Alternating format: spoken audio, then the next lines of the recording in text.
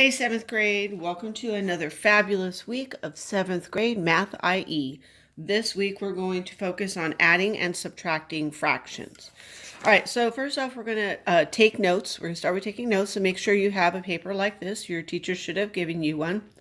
Basically, you're just going to follow along with me and you're going to fill in the blanks. This is review. You guys have been learning this since 5th grade or sooner. So this is just something that you can use while you're solving. You keep this with you and it'll help you remember what you need to do, the steps. All right, important vocabulary, common denominators. Common denominators are fractions that have the same denominator.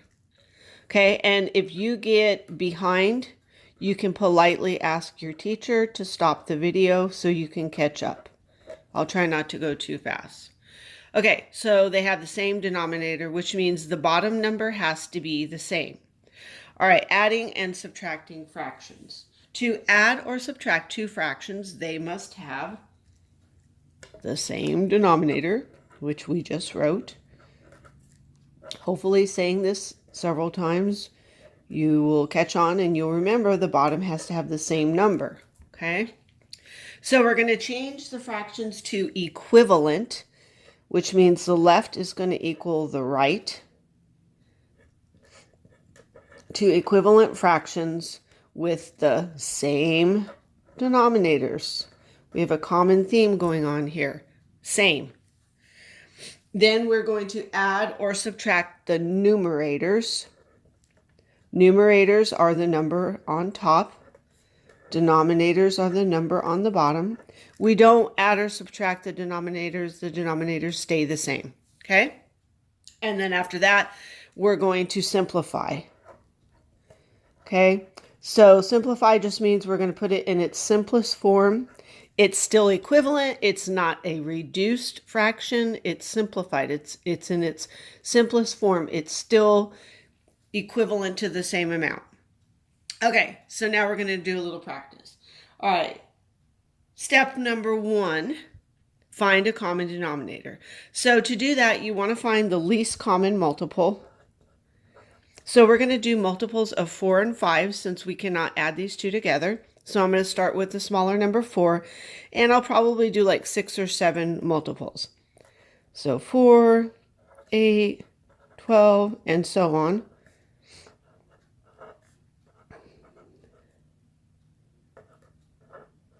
Then I'm going to do multiples of 5. And what I'm doing is I'm trying to see when I do multiples, where is the first number that they match up, that they're the same, they're common.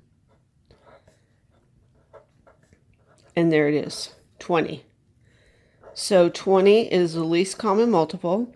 So now we want to take our common multiple and rewrite it as a denominator for both of these. And then we're just doing proportions like we do almost daily in class.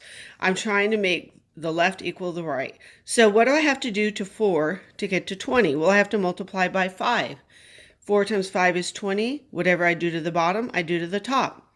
5 times 1 is 5. Do the same with this one. How do I go from 5 to 20? I multiply by 4. Whatever I do to the bottom, I do to the top. Then I have to rewrite the fractions as an addition problem. So I'm going to have 4 20ths plus 5 20ths. You only add the numerators, and I get 9 20ths. Then it says simplify if necessary.